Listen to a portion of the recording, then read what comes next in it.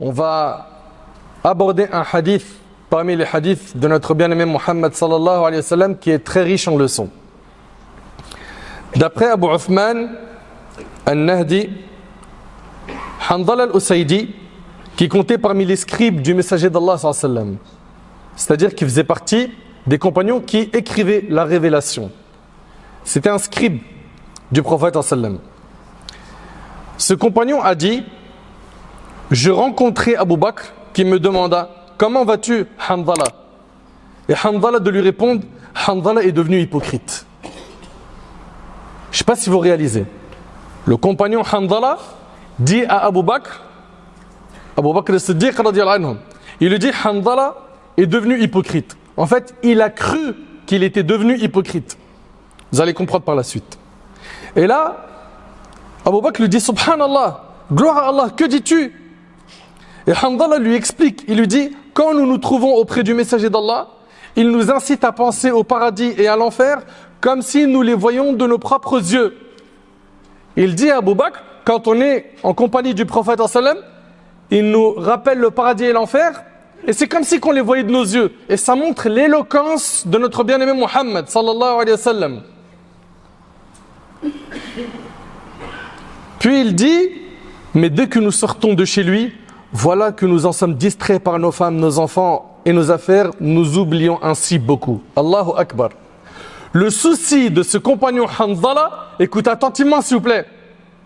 Le souci de ce compagnon, c'est que quand il est auprès du prophète sallam, sa foi est très forte. Il entend des rappels qui sont très éloquents. Le prophète sallam, il leur parle du paradis et de l'enfer, et c'est comme si qu'il les voyait. Et quand il retourne chez lui, et qu'il est auprès de sa femme, de ses enfants, il oublie beaucoup de ce qu'il a entendu auprès du prophète sallam. Il n'est plus dans le même état spirituel.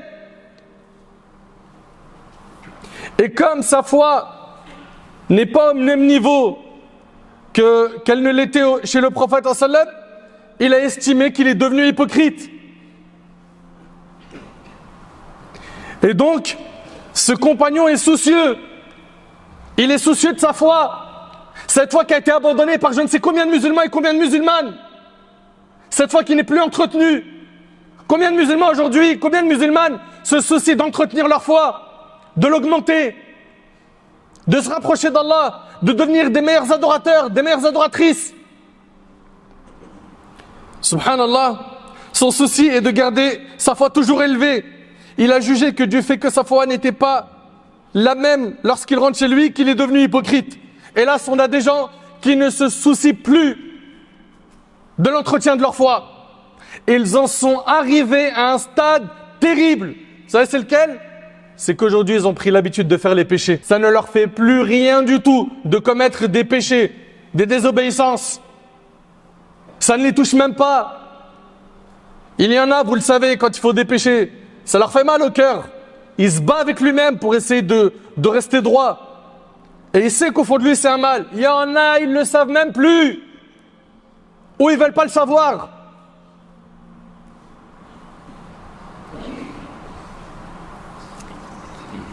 Allah tabaraka wa ta'ala dit: وَمَنْ أَعْرَضَ عَنْ ذِكْرِ فَإِنَّ لَهُ مَعِيشَةً ضَنْكَ. Quiconque s'écarte de mon rappel, tu t'écartes de la religion, tu t'écartes du Coran, Allah il dit: il mènera certes une vie pleine de gêne. Ta vie va être dure loin d'Allah. Comment tu peux prendre ce chemin de l'égarement et t'en satisfaire? Le chemin du haram, il n'est pas satisfaisant. Tu vas peut-être apprécier le moment, à l'instant T, quand tu as fait le haram, mais derrière les conséquences vont te suivre. Les conséquences du haram sont douloureuses. Et de l'autre côté, Allah tabaraka wa ta'ala, il nous dit: quiconque, mâle ou femelle, fait des bonnes œuvres, tout en étant croyant, nous lui ferons vivre une bonne vie. Voilà la solution pour avoir une bonne vie. C'est d'être croyant, d'avoir la foi. Et que cette foi te pousse à faire des bonnes actions, te pousse vers al-a'mal al-salihah, de faire des bonnes œuvres et t'écarter du haram. Donc, le compagnon Hanzala, il décrit sa situation à Abu Bakr. Il lui explique que lorsqu'il est chez le prophète sallam, il atteint un niveau spirituel qu'il n'arrive pas à maintenir quand il rentre chez lui. Et Abu Bakr, qu'est-ce qu'il lui dit? Il lui dit, par Allah, nous ressentons tous deux la même chose. Allahu Akbar. Abu Bakr, Omar radiallahu anhu, il a dit, si on mettait la foi d'Abu Bakr sur le plateau d'une balance et la foi de toute la Ummah sur l'autre plateau de la balance, c'est la foi d'Abu Bakr qui l'emporterait. Abu Bakr, il ressent la même chose. Puis, nous partîmes, Abu Bakr et moi, jusqu'à ce que nous entrions chez le messager d'Allah sallallahu alayhi wa sallam. Ce qui est très fort dans le hadith, c'est que Hanzala et Abu Bakr, ils ne se sont pas limités à un constat. Là, aujourd'hui, il y en a peut-être parmi vous qui se disent « Je traverse une grosse crise spirituelle, ma foi, elle va mal. » Mais est-ce que tu fais le nécessaire pour changer, pour être quelqu'un de meilleur, pour corriger le tir? Là, on va voir que Hanzala et Abu Bakr, ils vont aller se plaindre de cette situation auprès du prophète sallallahu alayhi wa sallam. Ils cherchent des solutions. Ils veulent évoluer. Ils veulent être toujours meilleurs. Et nous, qu'est-ce qu'on fait? On s'arrête à des constats. Tu connais très bien les péchés que tu fais jusqu'à maintenant. Est-ce que tu demandes des conseils? Est-ce que tu cherches à apprendre la religion? Vas-tu voir des gens de science pour te plaindre de ta situation? Ici, il va voir le prophète sallallahu alayhi wa sallam, Hanzala, il lui dit: ô messager d'Allah, Hanzala est devenu hypocrite. Et le prophète sallallahu alayhi wa sallam lui dit: pourquoi? Hanzala, il lui dit: quand nous sommes chez toi, tu nous incites à penser à l'enfer et au paradis comme si nous les voyions de nos propres yeux.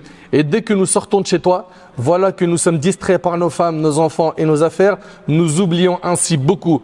Le prophète alayhi salatu wassalam dit alors: par celui qui détient mon âme dans sa main, si vous saviez rester dans l'état où vous vous trouvez chez moi et dans l'évocation continue d'Allah, les anges vous serreraient les mains sur vos lits et quand vous marchez dans la rue.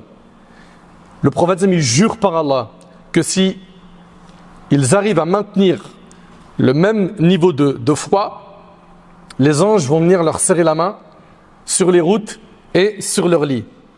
Mais oh Hanzala, dit le prophète, un moment pour l'au-delà et un moment pour les choses de ce bas monde. Et il répéta cela 3 fois et le hadith il est rapporté par l'imam Muslim. Dans ce hadith-là, il y a énormément de leçons. La première des leçons, c'est ce diagnostic qu'a fait Hanzala de lui-même. C'est cette mise au point, le fait de faire un bilan avec son âme. Qui parmi nous fait ça?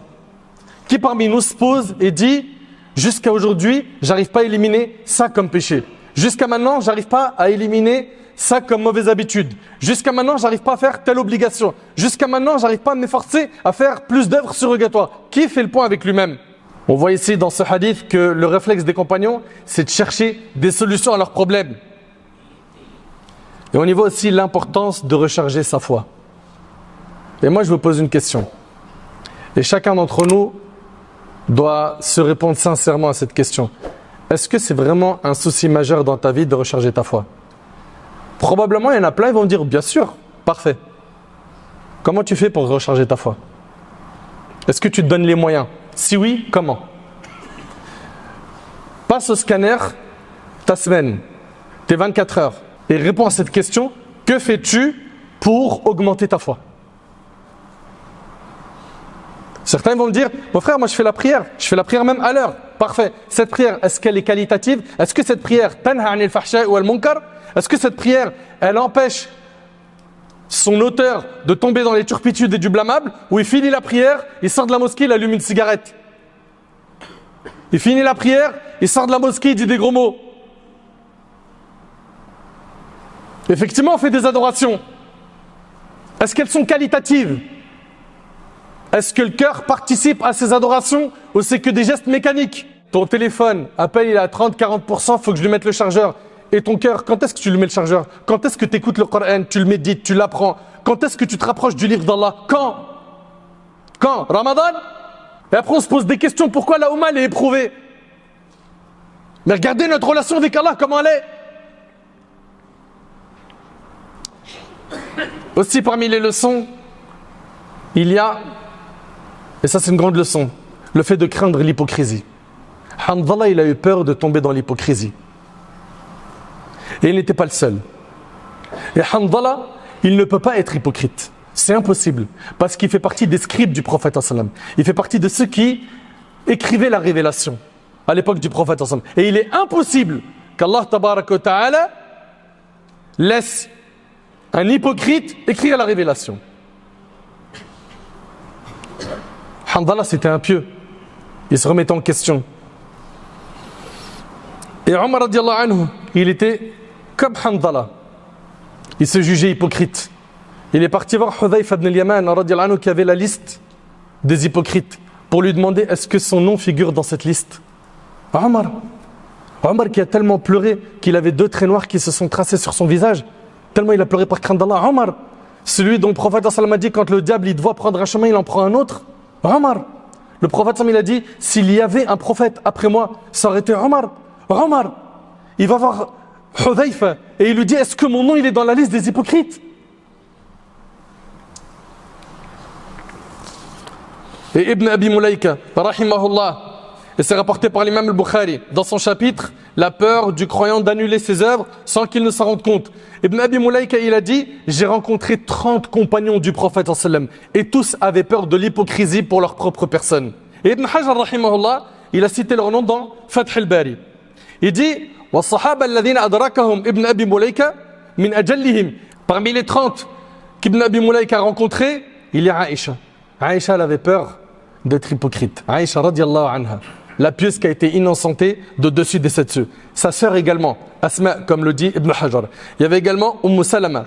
Il y a aussi Abdullah ibn Mas'ud, Abdullah ibn Abbas, Abdullah ibn Amr, Abu Huraira, Uqba, Al-Miswar ibn Makhrama. Vous imaginez tous ces noms?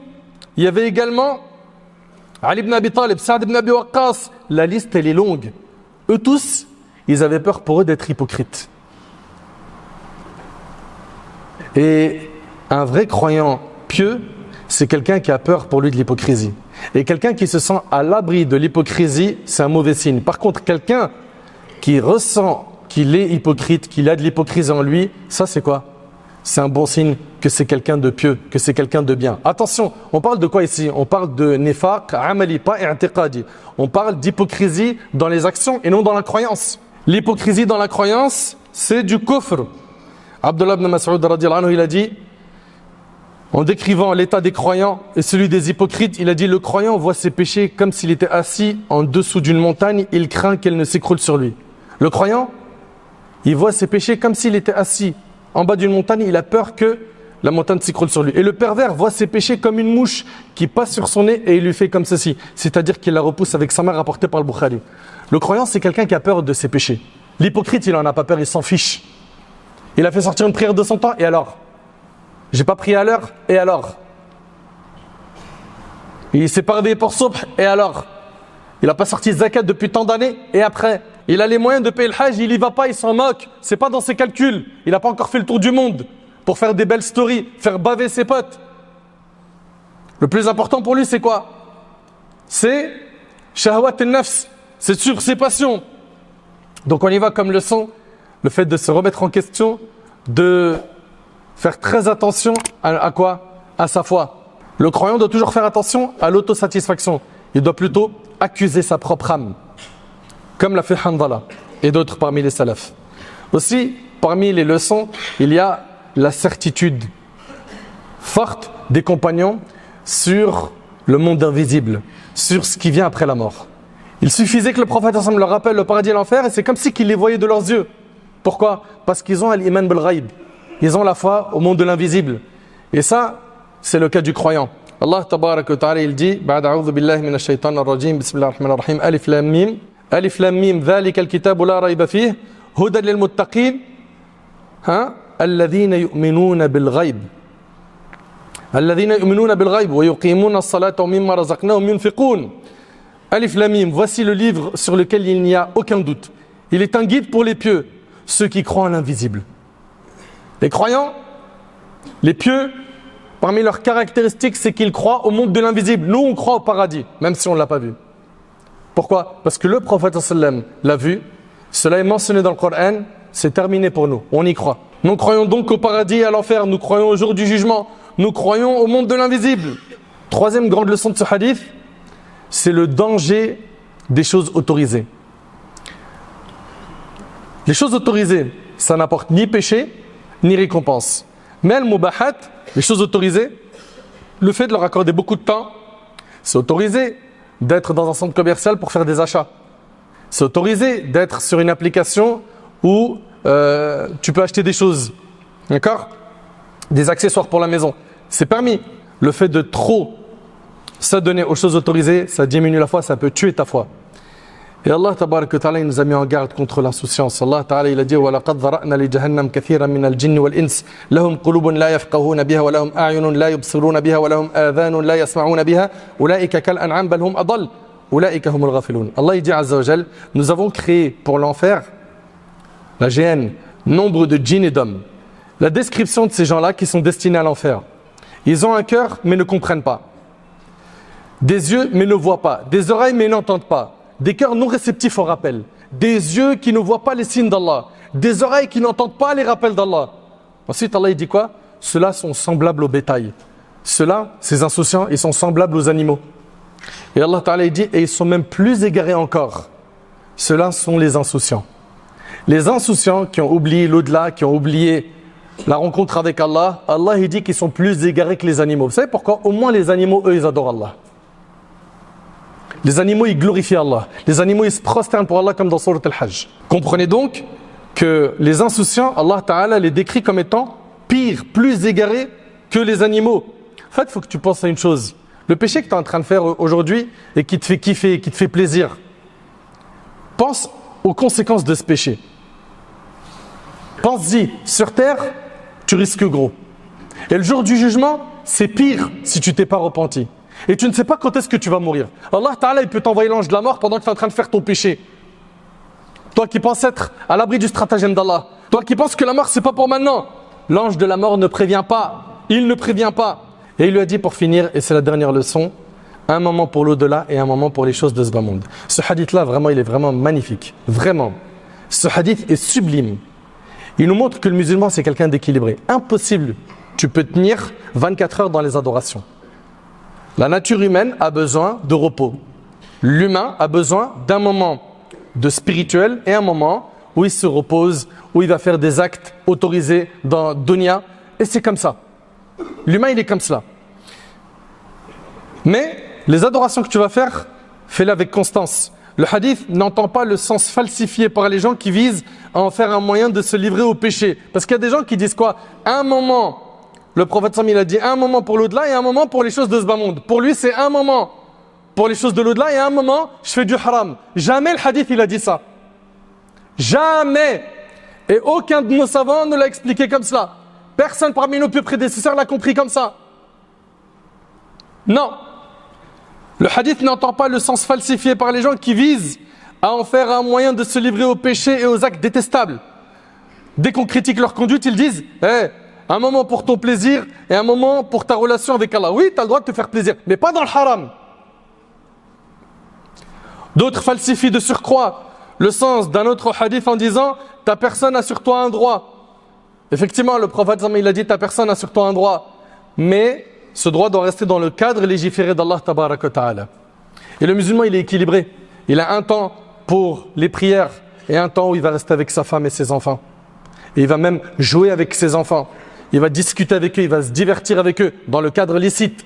Il a un moment où il va faire du sport et un moment où il va lire le Coran, l'apprendre. Il a un moment où il va sortir ses enfants ou sa femme, où il va sortir avec ses amis sans désobéir à Allah subhanahu wa ta'ala. Et il a un moment où il va faire de l'humanitaire ou une action associative. Et c'est comme ça. L'islam nous appelle à être équilibrés, à ne pas oublier l'essentiel qui est notre foi. Notre foi, car Allah Ta'ala a dit يَوْمَ لَا يَنْفَعُ مَالٌ وَلَا بَنُونَ إِلَّا مَنْ أَتَى اللَّهَ بِقَلْبٍ سَلِيمٍ. Le jour où ni les biens, le jour du jugement, ni les enfants, ni la famille ne seront d'aucune utilité, sauf celui qui se présente à Allah avec un cœur saint. Le plus important, c'est que tu entretiennes ce joyau, ce diamant qu'il y a à l'intérieur de ton corps qui est ton cœur, et que tu ne le laisses pas à l'abandon comme le font malheureusement énormément de gens. Voilà donc mes chers frères, mes chères sœurs, quelques leçons de ce magnifique hadith. Retenez que le croyant, il doit toujours voir en lui des manquements, comme ça a été le cas de Handala. Retenez que les compagnons, ils s'estimaient hypocrites, mais attention, hein, ce n'était pas le cas. Ce n'était pas le cas. Hasha wa kalla, ne vous prononcez jamais avec des paroles similaires sur les compagnons en disant qu'un tel était hypocrite. Jamais. Il n'y a que les ennemis de l'islam qui font cela. Nous les compagnons, quand on parle d'eux, on dit radiyallahu anhum. Et on se rapproche d'Allah par l'amour que l'on a pour eux. Également parmi les leçons, retiens qu'ils avaient une grande certitude au paradis, à l'enfer et au monde de l'invisible. Parmi les grandes leçons, il y a le fait d'avoir un temps pour chaque chose et d'être quelqu'un d'équilibré. Qu'Allah tabaraka wa ta'ala nous accorde une bonne compréhension de sa religion.